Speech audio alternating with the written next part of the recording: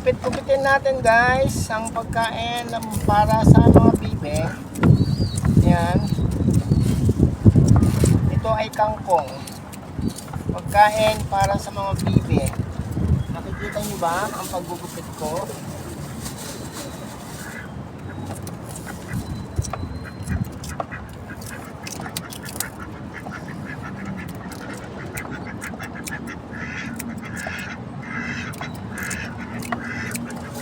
Gutom na sila, gutom na. Ang oras na, alas 11 na yata.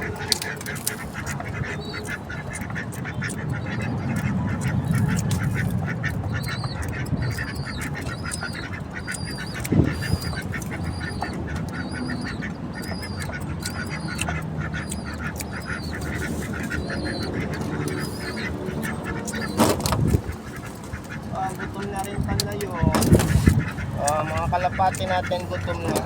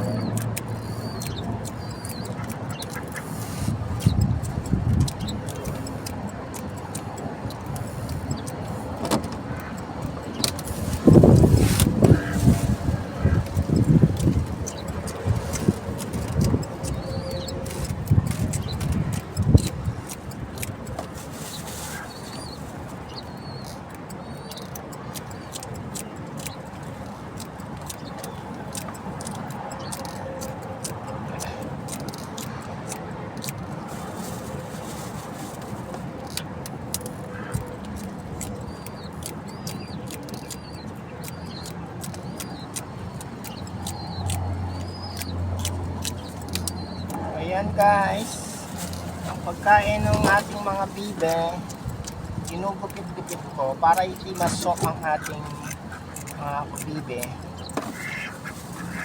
Actually hindi na sila bibe, itik na po sila kasi malalaki na. Ang ating mga itik,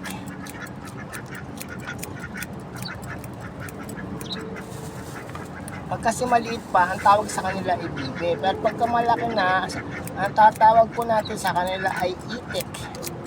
Akala ng iba, ang itik at bibe ay magkaiba. Magkaiba naman dahil pagka bata, bibe, pagka matanda na, itik ang tawag. Yan, kasamang rice. Ilalagay na natin ang ating ginawang pagkain, ang ating mga itik. Ililipat lang natin ang camera. Tapos, asan na yung maglalagay tayo ng singseng ng mga kalapati natin. Ayan po, yung mga bibe, lalagyan na natin ng pagkain. Gutom na yung mga yan. Diba? Bukas ko ito. Sinara ko kayo sa parang bukas yung lingkod.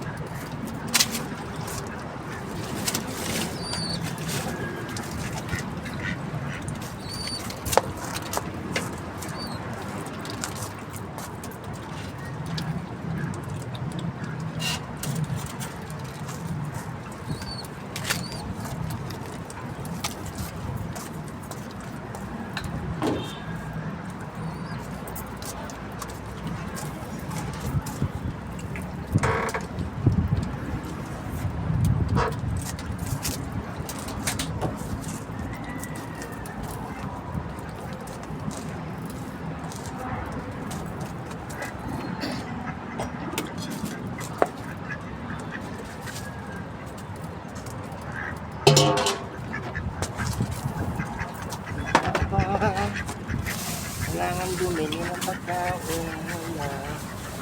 Gusto naman.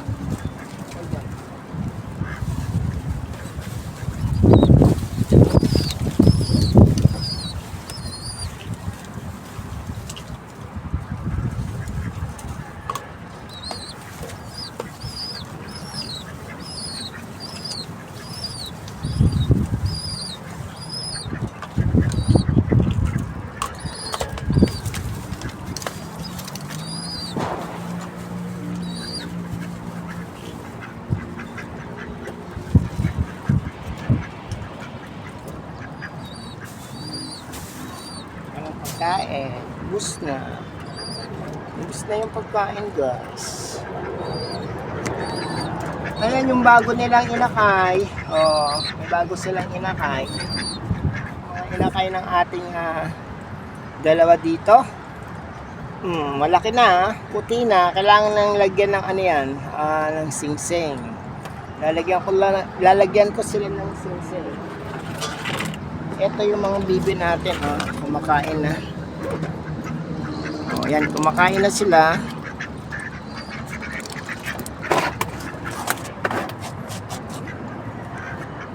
Dito natin to ayan, sa mga kalapate. Ayan, kumakain sila, papakainin nila ang kanilang mga inakay.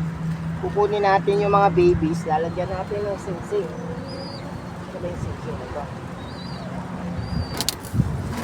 Ay, isa, meron na pala isa. Ito number 62 at number 63. Ayan, magkasunod silang number. 62, 63 ang ilalagay nating number sa dalawa nating inakay na kulay puti. Ulihin natin yan. Kukunin natin sa kulungan at lalagyan ng singsing. Palatandaan nila.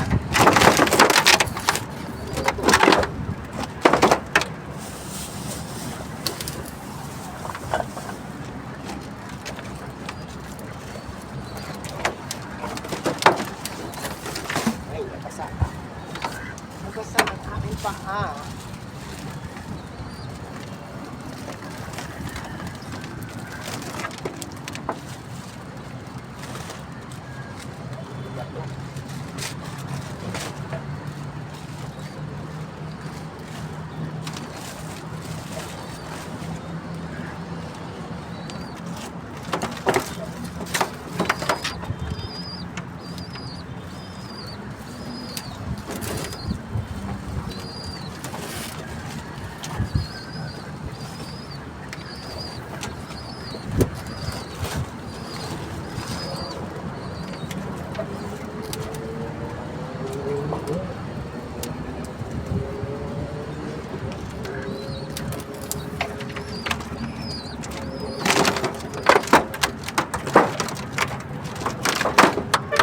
Ito guys, itak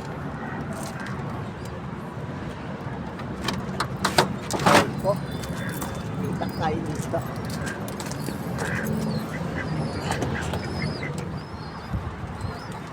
Ito na guys, nalagyan na natin yung singsing.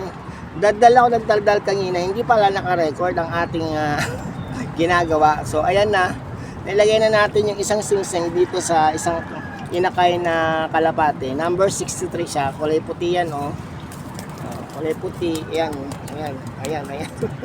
Gustong bumaba, lipad-lipad na siya. Kukunin naman natin yung isa doon. Ayan, kukunin natin yung isa doon para malagyan natin ng yung unang lumabas. So ilalagay natin number 62.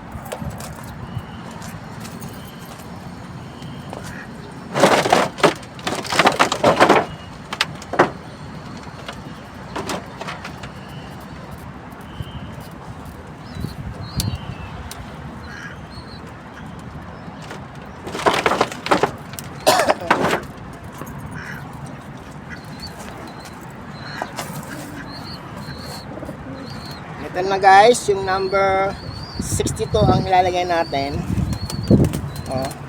Ano na siya, makampay-kampay na, pagaspas na. Ito yung unang baby nila, kaya malaki. Ito yung number 62 na ilalagay natin. So medyo mahirapan tayo. Nahirapan din tayo dun sa isa. Kaso nalimutan natin, hindi pala nakabukas yung record. Yan natin. Ayun, nag-click na. So ayan na guys, so number 62 yung singsing ng panganay natin, malaki-laki na siya. Pagka nawala na yung kulay dilaw na balahibo, yung balahibo nila, sa pakpak nila, pag nawala na yung balahibo na yan, ibig sabihin malaki na yan sila, pwede na silang lumipad-lipad. Yan. Hindi siya purong puti, may mga itim-itim yung kanyang pakpak. Gusto ko sana purong puti, pero nagmana sila dun sa nanay nila. Ganun din. Puti yung ano niya, pero dun sa dulo ng pakpak niya may mga itim-itim. Pero at least meron na tayong kulay puti ulit. Dati kasi may puti na tayo, pero lumipad yung puti at lumayo sa ating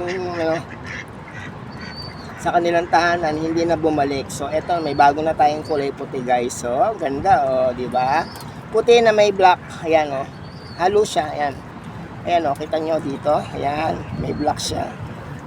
Tapos yung dun sa buntot, may ano din, may black din. Pero puti yung ano niya sa body niya. So guys, tapos na tayo magsingsing. Babalik na natin. Ayan sila, dyan. Babalik na natin. Bibili tayong pagkain. Ubusan na ang pagkain Bibili pa tayong pagkain. Ayaw nila ng breeders mix. Tinatapon yung iba, sayang. Sayang yung mga pagkain.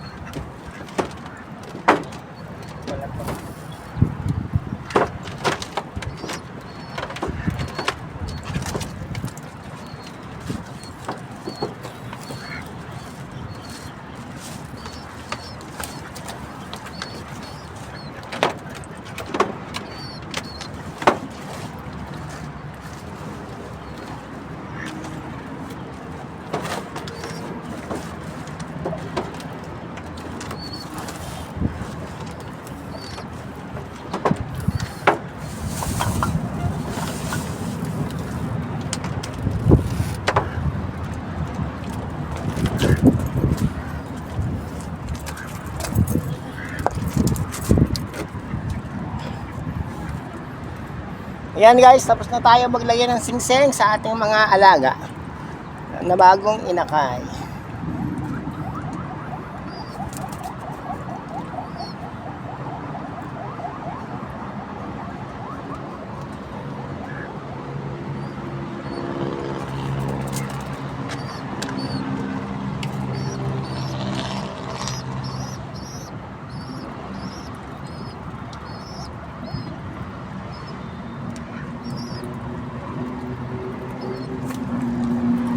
Ubus na naman yung lalagyanan nyo. Ubus naman yung ubus ng tubig.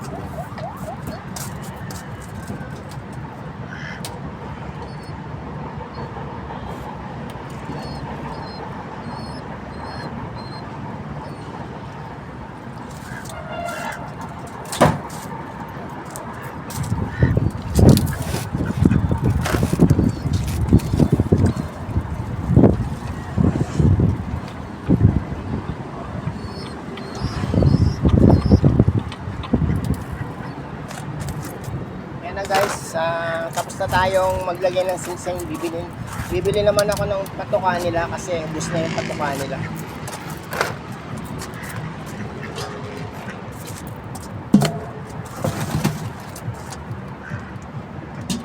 Ang patuka nila ay pang-2 lang. Grabe, malakas silang kumain. Yung iba naman kasi pagkakapin hindi nila yung ayos